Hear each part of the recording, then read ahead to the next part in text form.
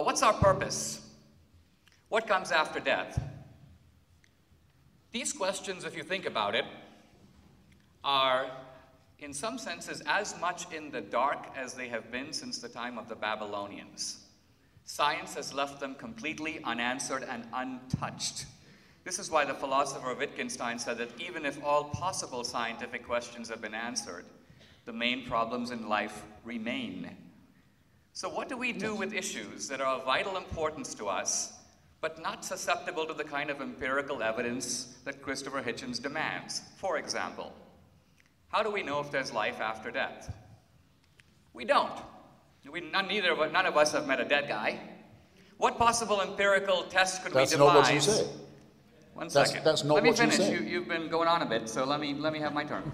All right. If you'll agree that dead people don't come back, I'll hold it right there. I didn't think that was your view. The point I'm trying to make is this. It's all I could hope for. No possible empirical test can resolve the question of whether there's an afterlife. So, in the absence of evidence, I believe that there is an afterlife on faith. In the absence of evidence, Christopher Hitchens does not believe that there's an afterlife. The difference between us is not that he knows and I don't, or I know and he doesn't. He is laboring under the delusion that his position is based on reason and my position is based on faith, when the truth of it is neither of us know, both of us are guessing, both our positions are based on faith, and he would do well to have the honesty to admit that.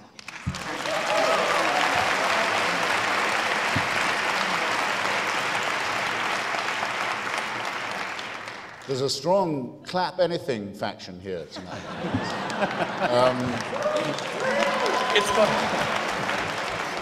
Apparently even I can appeal to it. Since you just said to me and to the audience, and I think it's so recent, so moments ago that people will remember it, you believe that on faith, the afterlife, and I don't. Then you say, we're the same, because we're just as faith-based as each other.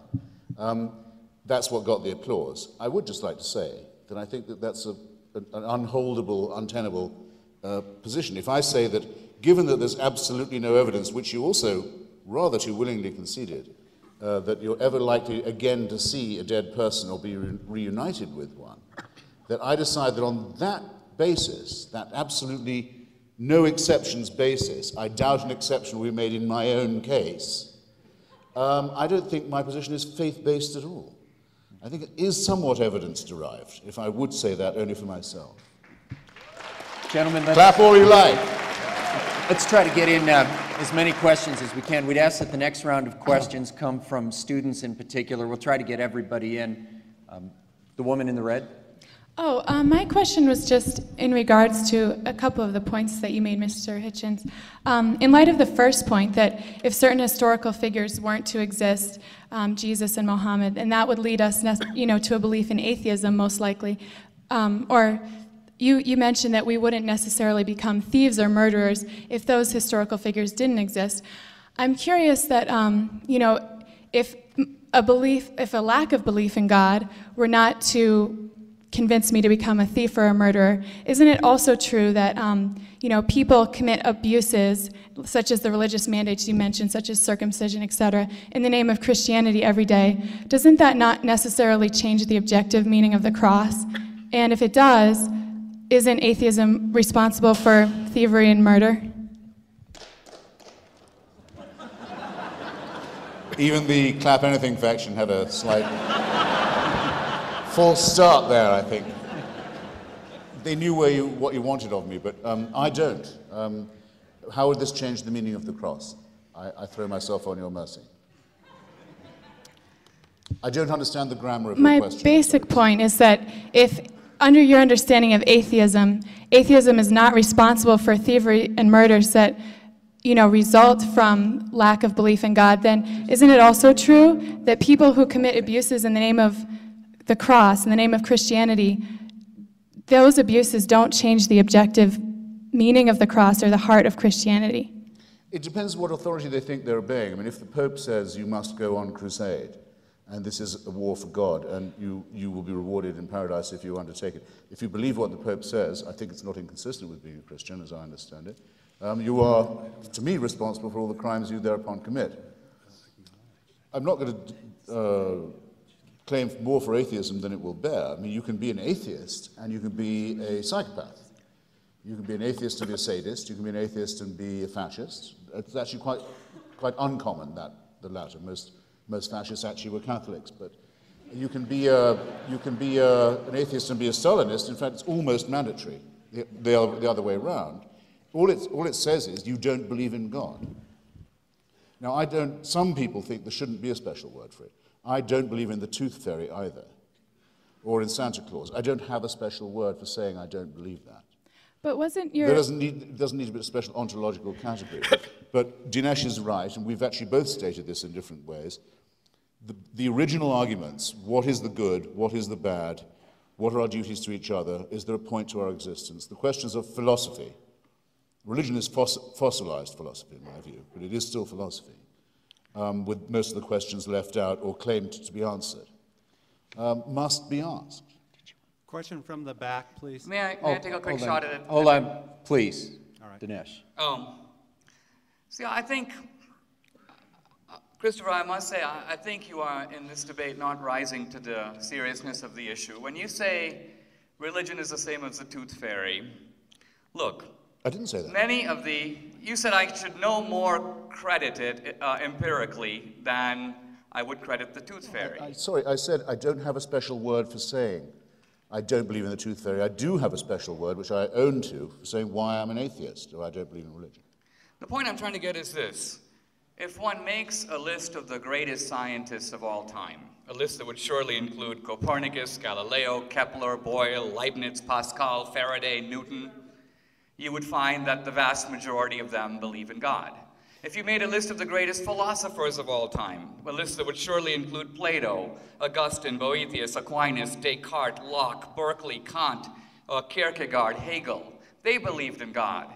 So for you now, writer for Vanity Fair, to say all of this is an illusion and dismiss it without taking it seriously seems to me intellectually a little bit shameful, don't you think so? Well then, I just said, first, I'm beginning to narrow down the HQ of this faction. I mean, do you know more science? I took particular care to say that I don't have a way, in a word, of saying why I don't believe in tooth fairies or any other kind of fairies or anything of the supernatural. But with religion, I say that it's like engaging with philosophy, except philosophy frozen by dogma.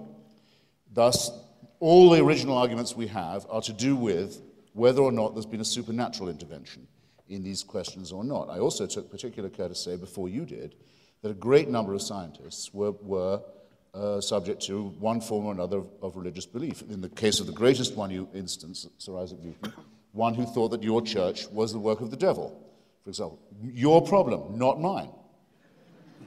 I don't read Newton for his theological opinions.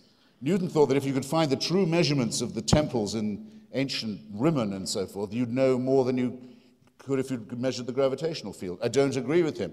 He wouldn't be remembered if that's what he was remembered for.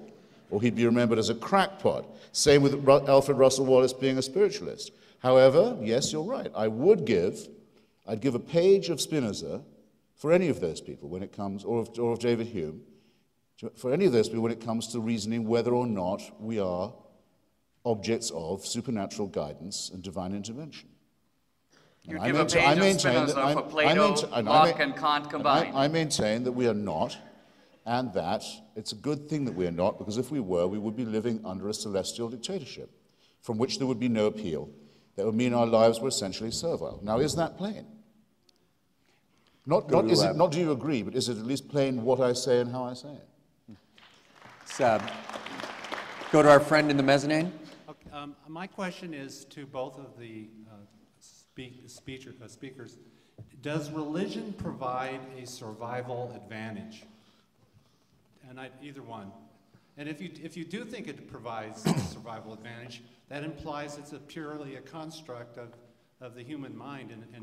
And I mean, I think you can argue both sides, and it might lead you to